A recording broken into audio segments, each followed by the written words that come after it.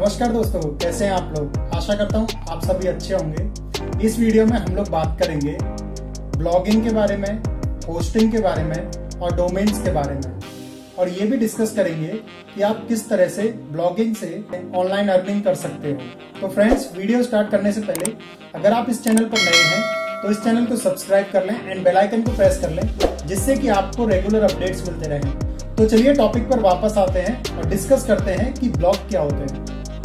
Blog कुछ नहीं, एक वेबसाइट होती है जिस पर कि किसी भी पर्टिकुलर टॉपिक या फिर पर्टिकुलर कैटेगरी या फिर पर्टिकुलर निच पे कंटेंट जो है आर्टिकल्स लिखे जाते हैं। फॉर एग्जांपल के लिए टेक्नोलॉजी नीच में, टेक्नोलॉजी कैटेगरी में या फिर न्यूज की कैटेगरी में बहुत लोग ब्लॉग्स बनाते हैं। कुछ लोग ये कहते हैं कि ब्लॉगिंग का जो है अभी स्कोप जो है खत्म हो गया है, तो मेरे को लगता है कि ब्लॉगिंग का अभी भी आज भी स्कोप है, पहले भी स्कोप था और आने वाले 10 सालों बाद भी इसका स्कोप रहेगा।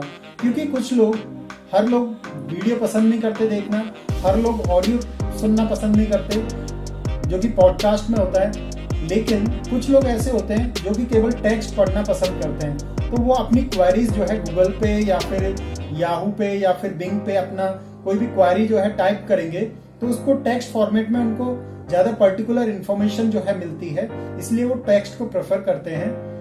तो मेरे अकॉर्डिंग जो ब्लॉगिंग का स्कोप है वो अभी खत्म नहीं हुआ है।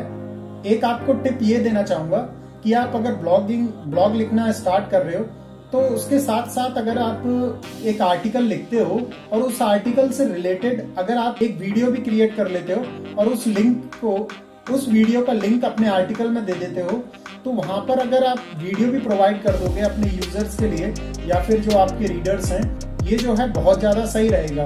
अगर उनको टेक्स्ट पढ़ना है तो वो टेक्स्ट भी पढ़ सकते हैं, अगर उनको वीडियो कंज्यूम करनी है तो वीडियो भी देख सकते हैं। तो फ्रेंड्स, अब हम लोग बात करते हैं ब्लॉगिंग या फिर ब्लॉग को स्टार्ट करने की बेसिक नीड्स हैं, वो क्या हैं, आप किस तरह से ब्लॉग स्टार्ट कर सकते हो।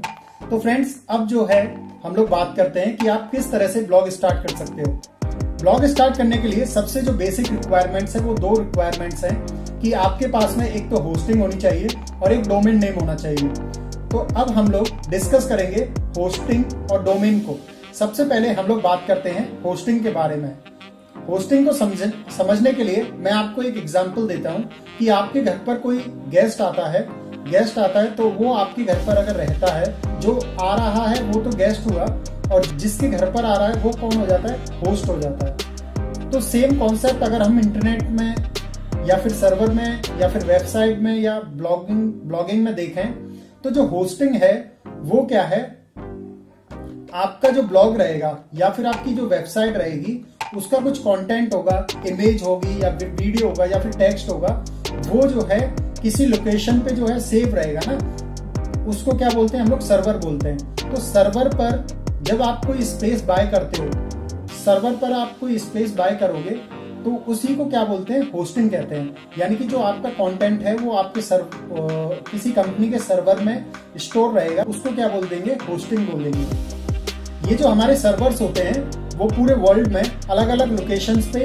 होते हैं। अगर आप पर्टिकुलर इंडिया को टारगेट कर रहे हो या फिर यूएस को टारगेट कर रहे हो या फिर आप यूरोप को टारगेट कर रहे हो, तो आपका जो सर्वर है वो उसी जगह पर नियर बाय होना चाहिए। इसका कारण ये है कि आपकी जो वेबसाइट होगी या फिर आपका जो ब्लॉग होगा उसकी थोड़ी सी स्पीड पर जो है फर्क पड़ेगा, जो आपकी जो साइट होगी वो जल्दी से लोड हो जाएगी। तो अब मैं यहाँ पर आपको थोड़ा सा टेक्निकल चीज बताता हूँ कि जो हमारा जो होस्टिंग होती है यानी कि सर्वर पर जो लोकेशन होती है, ठीक है, वो जब हम लोग बाय करते हैं किसी लोकेशन पे तो हमारे को एक पर्टिकुलर नंबर मिलता है जिसको हम लोग आईपी एड्रेस बोलते हैं। यानी कि वो हमारे ब्लॉग का या फिर हमारी वेबसाइट का एक आईपी एड्रेस होगा, ठीक है।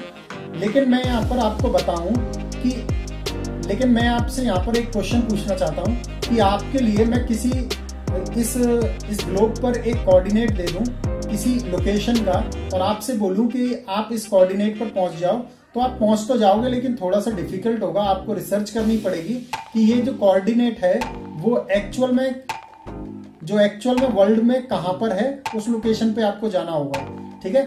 लेकिन अगर मैं आपको क्या करूं, कोऑर्डिनेट्स ना देकर आपको एक नाम दे दूं कि आपको जो है म्यूनिक जाना है जर्मनी में, ठीक है। तो आप क्या करोगे, आप बड़ी इजीली से रिसर्च करने की आपको जरूरत नहीं है, डायरेक्ट फ्लाइट बुक करोगे और वहां पर चले जाओगे।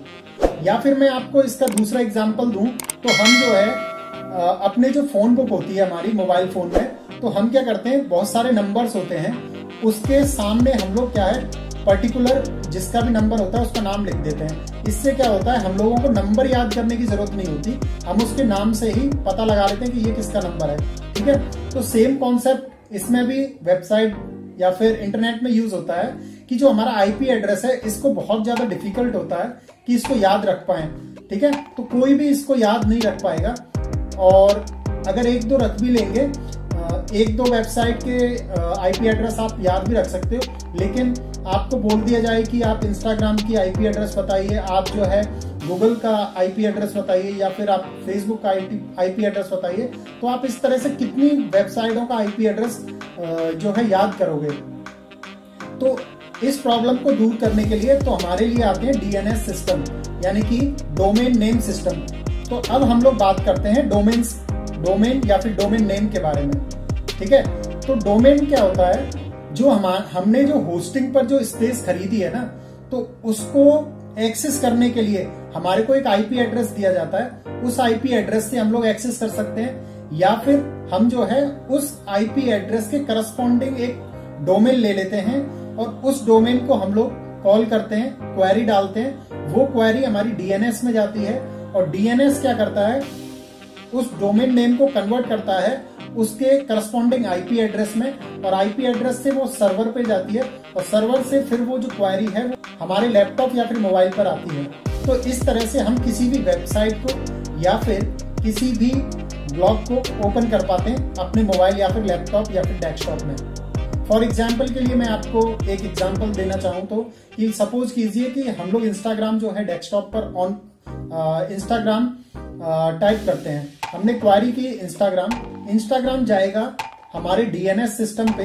डीएनएस सिस्टम क्या करेगा, हम डीएनएस सिस्टम में एक तरह से डिक्शनरी बनी रहती है, तो वहां पर वो जाएगा, और जाने के बाद में जहां पर भी इंस्टाग्राम होगा, इंस्टाग्राम का जो भी करस्पॉन्डिंग आईपी एड्रेस होगा, उस आईपी एड्रेस के सर्वर पे वो जाएगा, और वहां से जो भी इंस्टाग्राम की जो भी फाइल होगी उसको एक्सेस करके आपके लैपटॉप या फिर मोबाइल स्क्रीन पर लेकर आएगा। तो होप करता हूं यहां तक आपको चीजें क्लियर हो गई होंगी। अगर क्लियर नहीं हुई हैं तो आप मेरे को कमेंट सेक्शन में बता सकते हो कि ये पॉइंट समझ में नहीं आया, तो मैं आपको बता दूंगा। तो हमने जान लिया कि डोमेन क्या होते हैं, जैसे कि facebook.com क्या है, एक डोमेन है, जैसे कि google.com क्या है, एक डोमेन है, जैसे कि इंस्टाग्राम है वो भी एक डोमेन नेम है। ठीक है, तो जो हम लोग टाइप करते हैं ना यूआरएल में, यूआरएल यानी कि यूनिफॉर्म रिसोर्स लोकेटर, उसमें जब हम लोग टाइप करते हैं किसी भी डोमेन नेम को, तो उसमें कुछ चीजें रहती हैं, जैसे कि HTTP, तो ये तो क्या हो गया, हमारा प्रोटोकॉल है, ये तो प्रोटोकॉल टाइप होता है, और www ये लिखते हैं हम लोग, ये हमारा सब डोमेन होता है, और जो हम लोग नाम लिखते हैं जैसे कि गूगल लिखा हमने, तो गूगल क्या है, यहाँ पे डोमेन नेम है। ठीक है, और .com आपने बहुत सारी जगह पर देखा होगा कि कहीं पर .com लिखा है, कहीं पर .in लिखा है, कहीं पर .edu लिखा है, और कहीं पर .org लिखा है। ऐसे करके बहुत सारे TLD होते हैं, इनको हम लोग टॉप लेवल डोमेन्स बोलते हैं। ठीक है, अगर आप इंडिया को टारगेट कर रहे हो तो आप .in के साथ में जा सकते हो, या अगर आप इंटरनेशनली टारगेट कर रहे हो तो आप जो है .com के साथ में जा सकते हो।